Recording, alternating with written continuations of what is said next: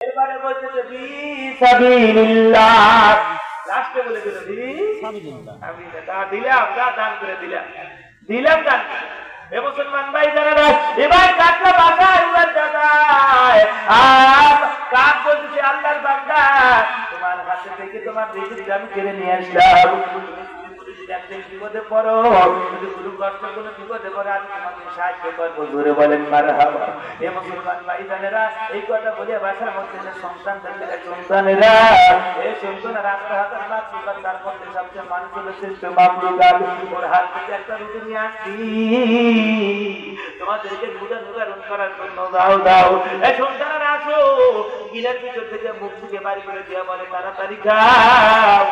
যার কাছ থেকে রুটি নিয়ে আসো ওই মানুষ আজকে বড় বিপদে। এবার কাক বাসা যাওয়ার সঙ্গে সঙ্গে এবার বদির ব্যক্তি রাস্তার দিক দিয়ে বাড়ির দিকে রওনা হয়েছে। যাইতে যাইতে রাস্তার মধ্যে অসুস্থ হয়ে গেল। অসুস্থ হচ্ছে দুনিয়া থেকে বিদায় নিয়ে কবর দেশে রওনা হয়ে গেল। দাপন হয়ে গেল কবরে রাখার জন্য। এবার কবরের মধ্যে রাখা হলো। এবার কাক সন্তানদেরকে ডাকলো, সন্তানেরা জানো না তাড়াতাড়ি ছেড়ে দাও। আমি ওই মা মাটির কবরে কারুমা জান্নাতের করতে আছে, কারুমা জান্নাতের করতে আছে। এ মুসলমান ভাই জানেরা আপনাদেরকে অনুরোধ করে বলবো, আপনার জানেরা এই পর্দার করে বাবুনেরা একটু দেখবেন নরম করিয়া মসজিদ ঘর আল্লাহর ঘরের সাথে হিংসা বিদ্বেষ অহংকার করে লাভ নাই।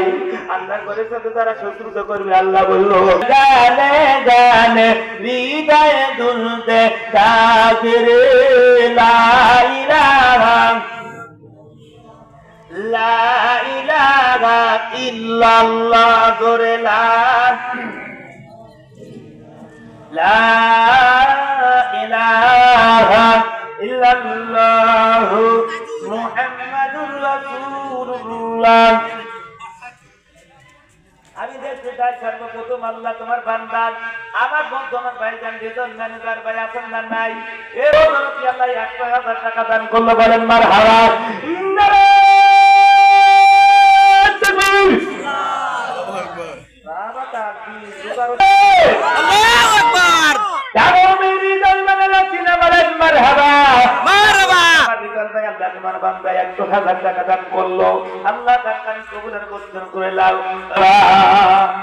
আল্লাহ কতদিন ধরে বিদায় নিয়ে বাড়ির কবরে